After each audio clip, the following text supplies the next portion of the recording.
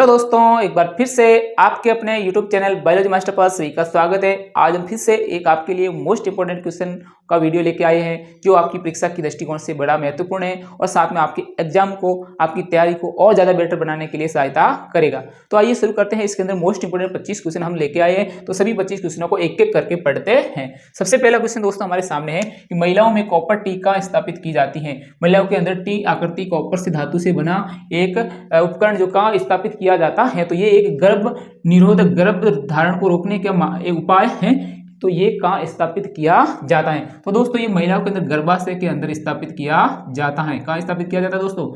गर्भाशय में। कहाँ स्थापित किया जाता है? गर्भाशय में। नेक्स्ट क्वेश्चन है, किस धातु का प्रयोग फ्यूज बनाने में? दोस्तों फ्यूज बनाने में, फ्यूज तार क्या होता है? जब हम अपने घरों के अंदर लाइट फिटिंग करते हैं तो बीच में फ्यूज लगाते हैं, तो फ्यूज तार बनाने के अंदर किस धातु का प्रयोग किया जाता है दोस्तों? तो दोस्तों फ्यूज बनाने के लिए किया जाता है सीसा प्लस टिन का मिश्र धातु। सीसा प्लस टिन का मिश्र धातु तो इनकी मिश्र धातु से क्या बनाया जाता है? फ्यूज तार बनाया जाता है, जिसका गलनांक कम होता है और साथ में उसका प्रतिरोध भी कम होता है। जल किस कारण कठोर होता है? तो दोस्तों जल होता है कैल्शियम तथा मैग्नीशियम। कैल्शियम तथा मैग्नीशियम जैसे कैल्शियम तथा मैग्नीशियम क्लोराइड, कैल्शियम तथा मैग्नीशियम क्लोराइडों के कारण। तो दोस्तों याद रखना कि जल कठोर होने का कारण है कैल्शियम तथा मैग्नीशियम क्लोराइडों के कारण जल कैसा हो जाता है? कठोर हो जाता है। चौथा क्वेश्चन है कि हाइड्रोजन आयन की सांद्रता मापने की विधि किस वैज्ञानिक द्वारा दी गई? हाइड्रोजन आयन मापना है, वे किसी पदार्थ के अंदर अम्ल है या क्षार, इस चीज को पता करना है तो क्या मापते हैं? हम हाइड्रोजन आयनों को मापते हैं, हाइड्रोजन आयनों की सांद्रता को मापते हैं। तो ये सबसे पहले विधि किसने दी? तो दोस्तों सोरेनसन वैज्ञानिक ने दी थी। किसने दी थी? सोरेनसन वैज्ञानिक ने ये विधि सबसे पहले दी। ऐसी कौन सी धातु है जिन्हें हथेली पर रखने पर पिघलने लगती है? मतलब उसका गलनांक बहुत क्या है? कम है। गलनांक क्या है? गलनांक बहुत कम है। तो ऐसी धातु जिसका गलनांक बहुत कम है, सिर्फ हथेली पर रखने से क्या हो जाती है? पिघल जाती है दोस्तों। गैलियम तथा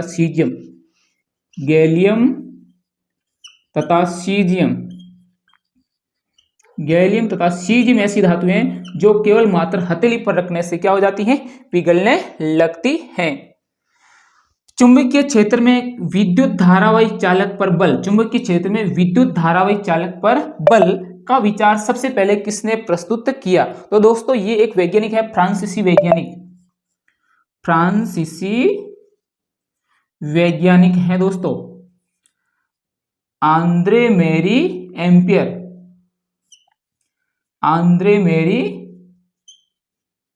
एम्पियर। इन्होंने सबसे पहले ये बात विचार अपना रखा था कि किसी चुंबकीय क्षेत्र के अंदर अगर किसी धारावाही चालक पर बल आरोपित करता है, ये बात फ्रांसीसी वैज्ञानिक आंद्रे मेरी एम्पियर ने बताई थी। किस हार्मोन के निर्माण हेतु आयोडीन की आवश्यकता होती है? दोस्तों ये बहुत इंपॉर्टेंट क्वेश्चन है, इस बार परीक्षा के अंदर आने का बहुत ही चांस अधिक रहेगा। बार बार क्वेश्चन इस प्रकार के आते हैं कि किस हार्मोन के निर्माण हेतु आयोडीन की आवश्यकता होती है और आयोडीन की कमी से कौन सा रोग होता है? गलगंट रोग। ठीक है ना? तो दोस्तों आयोडीन के लिए थायरोक्सिन हार्मोन के निर्माण के लिए आवश्यकता होती है। तो कौन सा हार्मोन दोस्तों? थायरोक्सिन हार्मोन के निर्माण के लिए किसकी आवश्यकता होती है? आयोडीन की आवश्यकता होती है, और जो कि थायराइड ग्रंथि से निकलता है। पवन ऊर्जा में, तो दोस्तों नेक्स्ट क्वेश्चन है, पवन ऊर्जा की कोई एक सीमा बताइए। पवन ऊर्जा की एक सीमा बताइए भाई। पवन ऊर्जा में जो पंखे लगाए जाते हैं, पवन चक्कियां लगाई जाती है, उनकी एक सीमा क्या है? क्या कारण है कि एक चीज के बाद वो कार्य करना बंद हो जाता है? तो पवन ऊर्जा के अंदर टरबाइन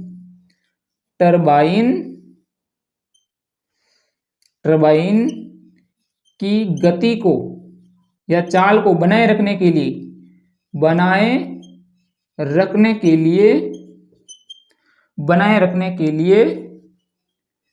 पवन की गति कितनी होनी चाहिए दोस्तों? 15 किलोमीटर प्रति घंटे की गति होनी चाहिए। कम से कम पवन चक्की के अंदर उस टरबाइन को गतिशील बनाए रखने के लिए या गति बनाए रखने के लिए पवन का वेग क्या होना चाहिए? पवन का वेग होना चाहिए 15 किलोमीटर प्रति घंटे पवन का वेग होना चाहिए, ये इसकी एक सीमा है। फिर नेक्स्ट क्वेश्चन है फ्यूज तार जिस धातु का बना होता है उसकी क्या विशेषता है। फ्यूज तार जिस धातु का बना होता है, किसका बना होता है, अभी हमने पढ़ा था फ्यूज तार सीसा तथा टिन की मिश्र धातु से बना होता है। तो उसकी विशेषता क्या है दोस्तों, विशेषता ये है कि इसका गलनांक कम हो, गलनांक क्या होता है, गलनांक कम होता है, और का क्या होता है, प्रतिरोध भी कम होता है। प्रतिरोध भी क्या होता है दोस्तों, कम होता है, प्रतिरोध कम। तो ये दो विशेषता याद रखनी है फ्यूज तार बनाने के लिए। दो विशेषता क्या है फ्यूज तार की, क्या दो विशेषताएं, एक तो उसका गलनांक कम होता है और इसकी प्रतिरोध कम होता है। फिर दोस्तों छूने से छुई मुई में किस प्रकार की गति हुई। छुई मुई का पौधा है, अगर आप उसको छूते हो तो उसके अंदर किस प्रकार की गति होती है। अच्छा क्वेश्चन है दोस्तों, कर्मानुकुंचन गति, कर्मानुकुंचन गति, कर्मानुकुंचन गति।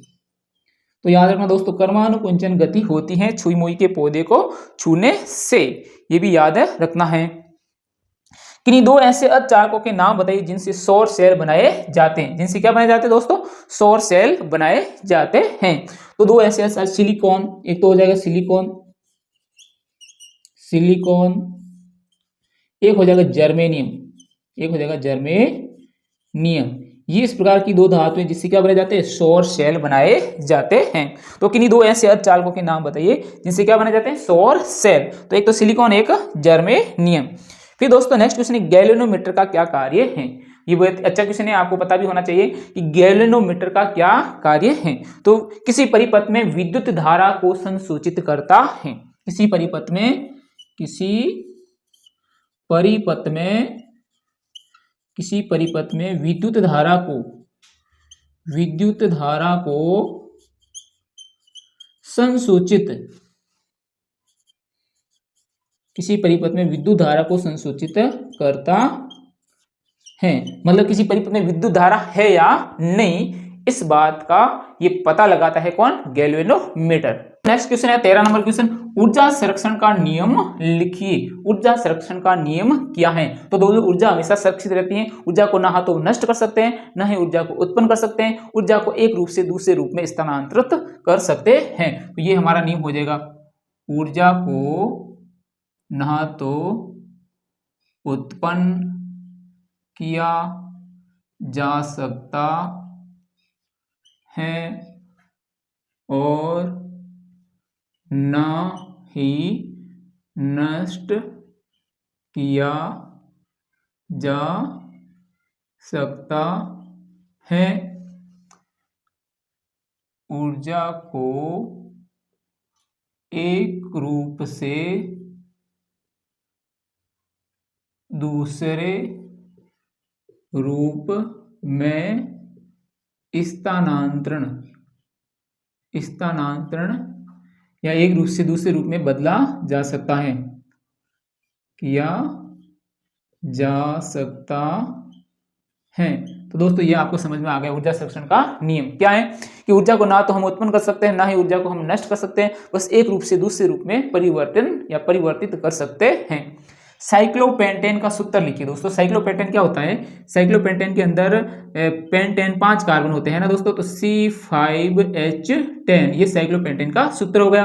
और साइक्लोपेंटेन की संरचना पूछे तो C2, इधर भी C2, फिर नीचे C2, इधर भी CH2, फिर CH2। तो ये इस प्रकार की साइक्लोपेंटेन की संरचना होती है। तो दोस्तों साइक्लोपेंटेन का सूत्र होगा C5H10 और ये इसकी संरचना होगी। न्यूलैंड के अनुसार प्रकृति में कुल कितने तत्व हैं। न्यूलैंड ने क्या बता दिया, अब इसके अलावा और तत्व नहीं है, तो उन्होंने क्या बताया कितने तत्व हैं। तो न्यूलैंड के अनुसार प्रकृति के अंदर 56 तत्व हैं। कितने से तत्व हैं, तो न्यूलैंड के अनुसार प्रकृति के अंदर 56 तत्व हैं। नेक्स्ट क्वेश्चन है दोस्तों, मनुष्य का वैज्ञानिक नाम क्या है। मनुष्य का वैज्ञानिक नाम क्या है, तो मनुष्य का वैज्ञानिक नाम क्या है, होमो सैपियंस, होमो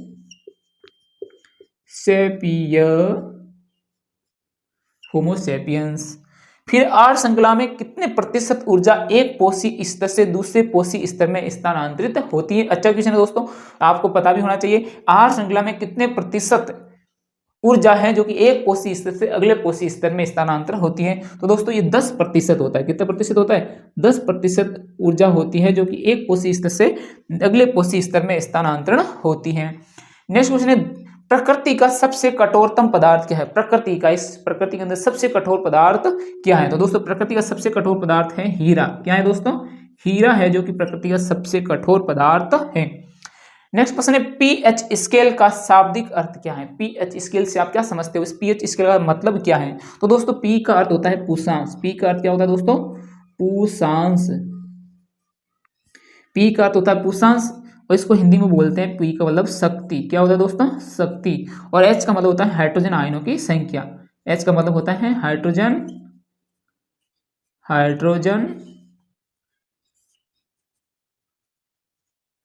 आयनों की संख्या।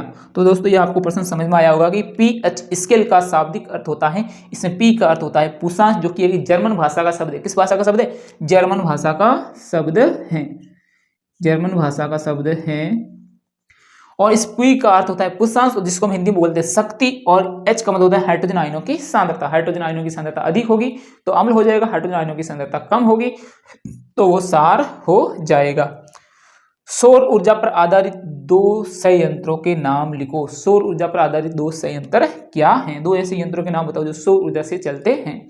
तो दोस्तों इसके अंदर एक हो जाएगा सौर कुकर, सौर कुकर।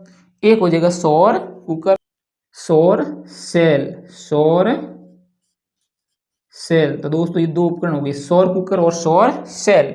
ये हमारे दो क्वेश्चन हो गए। नेक्स्ट क्वेश्चन दोस्तों, रासायनिक अभिक्रिया को संतुलित करने की विधि का नाम लिखो। रासायनिक अभिक्रिया जब हम संतुलित करते हैं तो उस विधि का क्या नाम है दोस्तों? बहुत इंपॉर्टेंट है, हिट एंड ट्रायल विधि। हिट एंड ट्रायल विधि, हिट एंड ट्रायल विधि। तो रासायनिक अभिक्रिया को संतुलित करने की विधि का नाम हिट एंड ट्रायल विधि है। कृत्रिम पारितंत्र के दो उदाहरण लिखो। अच्छा क्वेश्चन दोस्तों, कृत्रिम पारितंत्र ऐसे कौन से पारितंत्र है जो मनुष्यों के द्वारा बनाए गए हैं, जो कृत्रिम है, प्रकृति के द्वारा नहीं बने हुए हैं? तो ऐसे दोस्तों एक तो हो जाएगा क्या हो जाएगा? कृषि, जिसके अंदर क्या हो जाएगा? खेत हो जाएगा दोस्तों ना, खेत। और क्या हो जाएगा? बगीचा, बगीचा भी बना सकते हैं हम। तो ये ऐसे दो पारितंत्र हैं जो कि कैसे हैं? कृत्रिम पारितंत्र हैं। तो नेक्स्ट क्वेश्चन है, भारत का वाटरमैन किसे कहते हैं? भारत का वाटरमैन किसे कहते हैं? तो दोस्तों भारत का वाटरमैन का नाम है doctor Rajendra Singh. Doctor Rajendra Singh.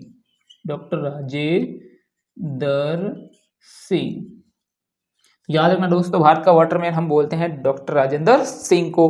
Next question है, जैव विकास को सर्वप्रथम किसने दिया? जैव विकास का सिद्धांत है ना जो कि सर्वप्रथम किसने दिया दोस्तों? लेमार्क ने। किसने दिया दोस्तों? लेमार्क ने। तो सबसे पहले लेमार्क ने जैव विकास के बारे में बताया था। ये हमारे यहाँ पर दोस्तों 24 क्वेश्चन होगा। 25वें क्वेश्चन यहाँ पर है, वृषण द्वारा स्त्रावित हार्मोन का नाम बताइए। वृषण द्वारा स्त्रावित हार्मोन का नाम क्या दोस्तों? टेस्टोस्टेरोन। टेस्टोस्टेरोन। तो टेस्टोस्टेरोन हार्मोन है जो कि किसका है? नर का है। किसका है? नर का। तो दोस्तों यहाँ पर हमारे 25 अच्छे मोस्ट इंपोर्टेंट क्वेश्चन जो आपके सामने मैंने रखे हैं। तो दोस्तों आप इनमें से कितने क्वेश्चनों के आंसर आपको पता था पहले से, ये कमेंट बॉक्स में जरूर बताइएगा। और साथ में इस प्रकार के अच्छे वीडियो के लिए हमारे साथ बना रहेगा। तब तक जय हिंद, जय भारत। फिर मिलते हैं नेक्स्ट वीडियो के साथ।